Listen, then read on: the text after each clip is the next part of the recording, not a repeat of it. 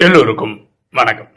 இன்னைக்கு நம்ம பார்க்கக்கூடிய சப்ஜெக்ட் ஒருவர் தவறை சுட்டி காட்டும் போது.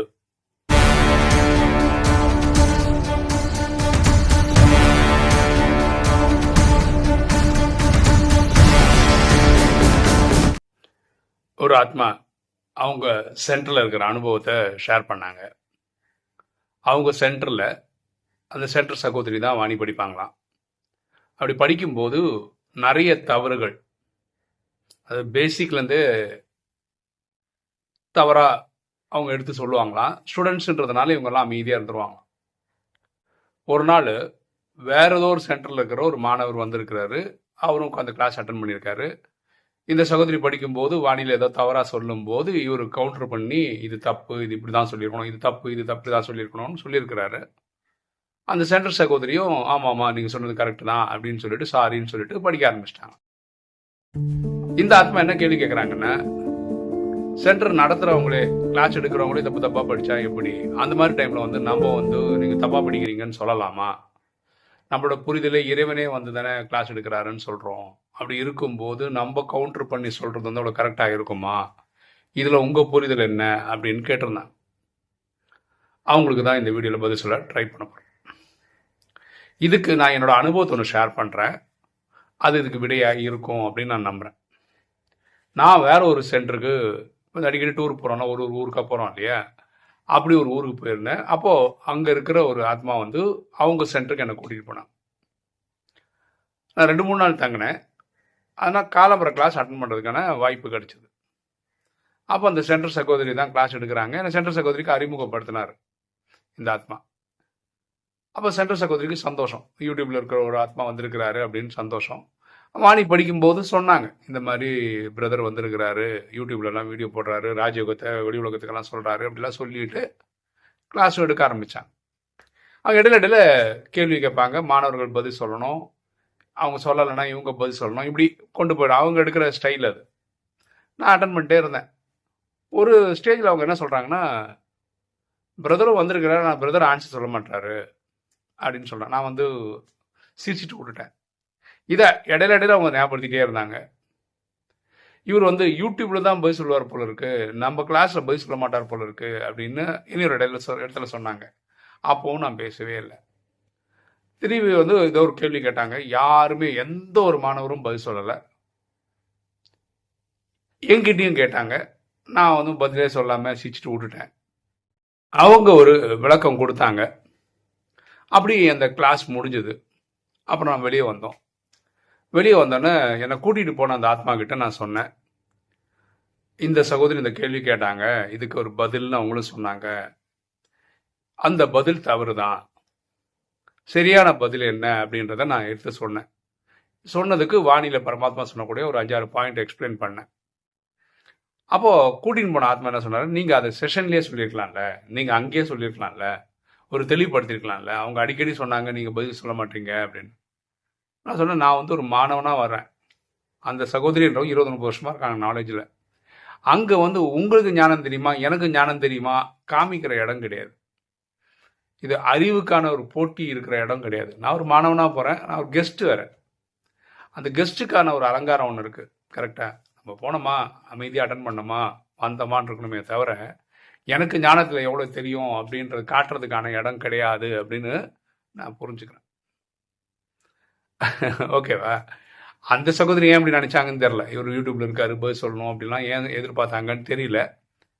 நான் வேணும்னா இந்த சகோதரி கூட அன்னைக்கு தான் எனக்கு தொடர்பே தெரியுது. அன்றைக்கி தான் அறிமுகமே ஆகிறாங்க. ஸோ அவங்களோட மனநிலை என்ன, அவங்க ஈகோ லெவல் என்ன, இதெல்லாம் நமக்கு தெரியாது. ஸோ இவங்ககிட்ட தனியாக போய் பேசியிருக்கலாம், பேசுகிறதா இருந்தால். கடைசியாக 1-to-1 பேசும்போது நீங்கள் இந்த மாதிரி கேட்டீங்க, இதுக்கு இது பதில் நீங்கள் சொன்னீங்க, அது இந்த காரணங்களுக்காக தவறு, இப்படி எடுத்துருந்துருக்கலாம், இல்லை உங்கள் புரிதல் அப்படி இருக்குது, இப்படி தான் இருந்திருக்கணும் அப்படின்னு நம்ம கருத்தெல்லாம் சொல்லியிருக்கலாம்.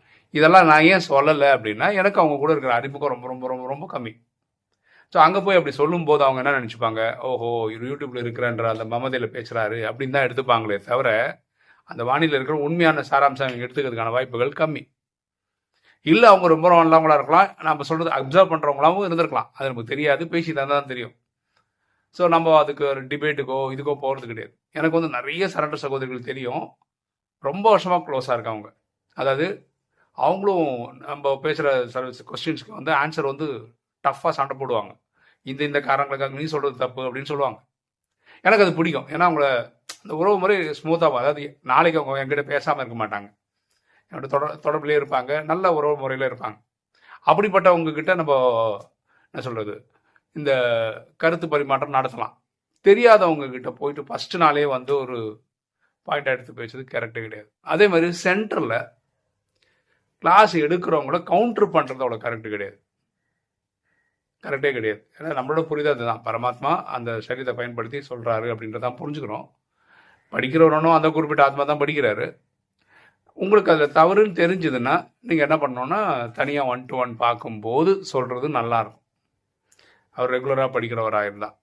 இதுதான் ஃபஸ்ட்டு டைம் உட்காந்து படிக்கிறான்னு வச்சுக்கோங்க. கதியில் இப்போ தான் உட்காரவே செய்கிறாங்க, இப்போ தான் ஃபஸ்ட்டு டைம் படிக்கிறாங்கன்னா அவங்க ஸ்டார்டர்ஸ் இப்போ தான் ஆரம்பிக்குது. அதில் ஏதாவது தவறு வந்தோன்னா நீங்கள் அப்போ சொல்லலாம், இது இந்த விஷயம் அப்படின்னு சொல்லலாம். அதுவும் அவரை ஹர்ட் பண்ணாத மாதிரி சொன்னால் நல்லாயிருக்கும்.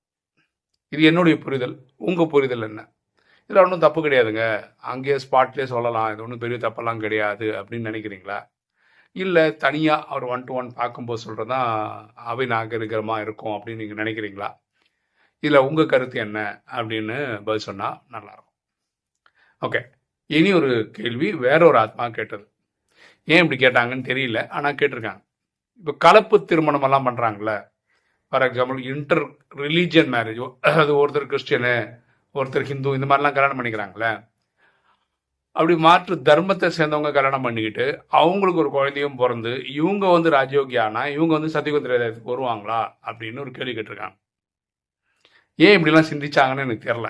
நம்ம இங்கே பார்க்குறது எல்லாருமே ஆத்மாவை தான் பார்க்குறோம், ஒரு உயிரை தான் பார்க்குறோம். ஓகே, இங்கே இருக்கிற தர்மங்கள் மனிதர்களால் உருவாக்கப்பட்டது. கரெக்டாக, எந்த தர்மமாக இருந்தாலும் மனிதர்கள் உருவாக்கினது தான் தர்மங்களே. பரமாத்மா சொல்கிறார், நீங்களாம் ஆத்மா பார்வையில் நீங்கள் 800 கோடி பேருமே சகோதரர்கள், ஆண் பெண்ணுன்னு பார்த்தா சகோதரி, ஆத்மாக்களின் தந்தை பரமாத்மா, அவருடைய இயற்பெயர் சிவன், உலகம் அவர் அல்லா ஜெகோ காடுன்னு சொல்லி தான் நாலேஜ். ஸோ நீங்கள் வந்து கிறிஸ்டியனாக இருக்கீங்களா, முஸ்லீமாக இருக்கீங்களா, ஹிந்துவாக இருக்கீங்களா, புத்திஸ்டாக இருக்கீங்களா, இதெல்லாம் ஒரு இஷ்யூவே கிடையாது. இதெல்லாம் மனிதர்கள் வாழக்கூடிய பூமியில் மனிதர்களாக உருவாக்குற தர்மத்தை இப்போ இருக்கும்போது ஏதாவது ஒரு தர்மத்தில் நம்ம இருக்கோம், அது வேறு விஷயம். ஓகே, அது கலப்பு திருமணம் செய்திருந்தா அவங்க குழந்தைங்க வந்து சத்தியகம் பண்ணக்கூடாது அப்படின்னு பாபா எங்கேயும் வாணியில் சொன்னது கிடையாது. ஓகே, ஏதோ உங்களுக்கு தோணிச்சு, அந்த கேள்வி கேட்டாங்க, நம்ம பதில் சொல்ல வேண்டிய கடமையில் இருக்கணும், நம்ம பதில் சொல்கிறோம். சரி, அப்போ அதுக்கும் இதுக்கும் சம்மந்தம் கிடையாது.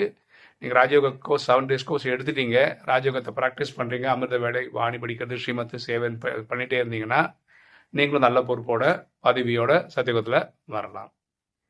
ஓகே, இன்னைக்கு வீடியோ உங்களுக்கு பிடிச்சிருக்கோம் நினைக்கிறேன். பிடிச்ச லைக் பண்ணுங்கள், சப்ஸ்கிரைப் பண்ணுங்கள், ஃப்ரெண்ட்ஸ் சொல்லுங்கள், ஷேர் பண்ணுங்கள், கமெண்ட்ஸ் போடுங்க.